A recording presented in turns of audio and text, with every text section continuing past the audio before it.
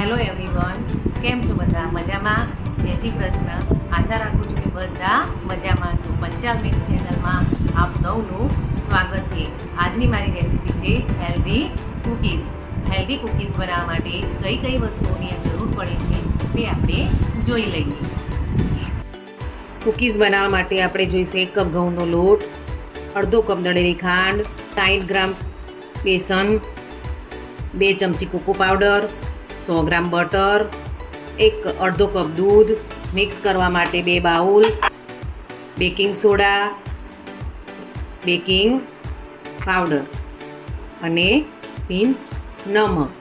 ચાલો હવે આપણે શરૂ કરીએ કૂકીઝ બનાવવાની રીત. કૂકીઝ બનાવવા માટે સૌપ્રથમ આપણે બટર લઈશું, એમાં એડ કરીશું દળેલી ખાંડ. હવે આ બંનેને ક્રીમી જેવું ટેક્સચર થાય ત્યાં સુધી એને આપણે મિક્સ કરીશું.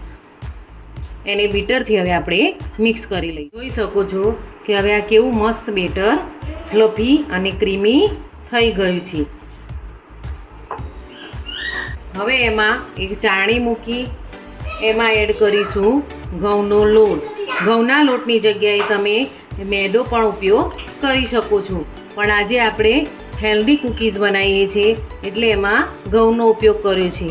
અને એમાં નાખીશું બેસન, સોડા અને અડધી ટીસ્પૂન બેકિંગ પાવડર. હવે એને આપણે ચાળી લઈશું કે જેથી અંદર લમ્સ ન રહે.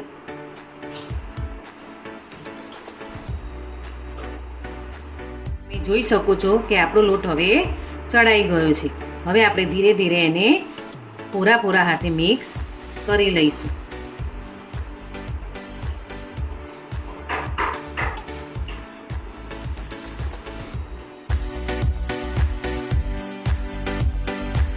ગાઈસ, હવે આમાં થોડું દૂધ નાખવું પડશે. દૂધ થોડું નાખતા જવું કે જેથી વધુ ઢીલો ન થઈ જાય.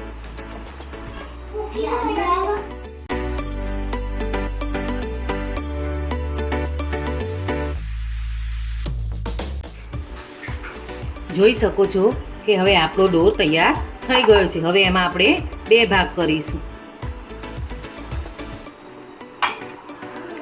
હવે આમાં એડ કરીશું કોકો પાવડર.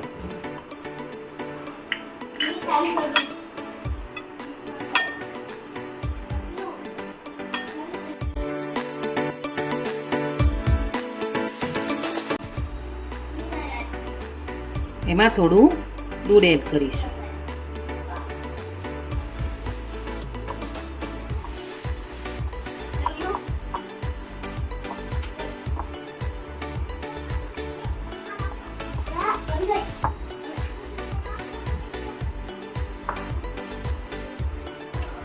તમે જોઈ શકો છો કે આપણું બીજું પોષણ પણ તૈયાર થઈ ગયું છે.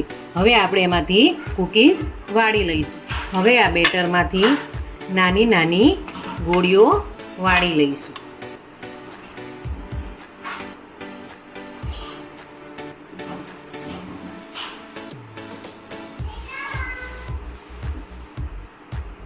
આ રીતે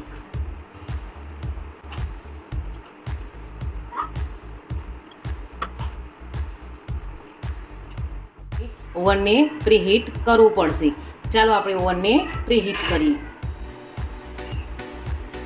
ઓવનને પ્રીહીટ કરવા માટે 180 ડિગ્રી ઉપર ઉપરની અને નીચેની બંને રોડ ઓન અને 5 મિનિટ માટે એને પ્રીહીટ કરીશું.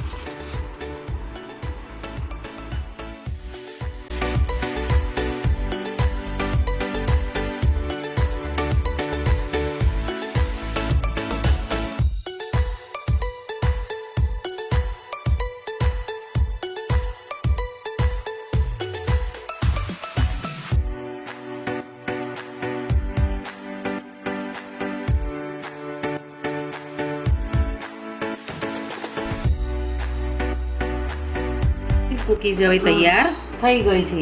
હવે એને આપણે ઓવનમાં બેક કરીશું. આને બેક થતાં લગભગ 15 થી 20 મિનિટ જેટલો સમય લાગે છે. ચાલો હવે આપણે એને બેક કરી લઈએ. જોઈ શકો છો કે આપણી હેલ્ધી કૂકીઝ તૈયાર થઈ ગઈ છે. જો આ ઉપરથી પણ ક્રિસ્પી છે અને પાછળથી પણ ક્રિસ્પી છે, કે જેમાં આપણે મેદો નહીં પણ ઘઉંના લોટનો ઉપયોગ કરીને બનાવી છે. એટલે બિલકુલ હેલ્ધી કૂકીઝ છે. હેલ્ધી કૂકીઝવાળો વિડીયો પસંદ આવ્યો હોય તો પ્લીઝ લાઈક કરજો, સબસ્ક્રાઈબ કરજો અને શેર કરજો. જય શ્રી કૃષ્ણ.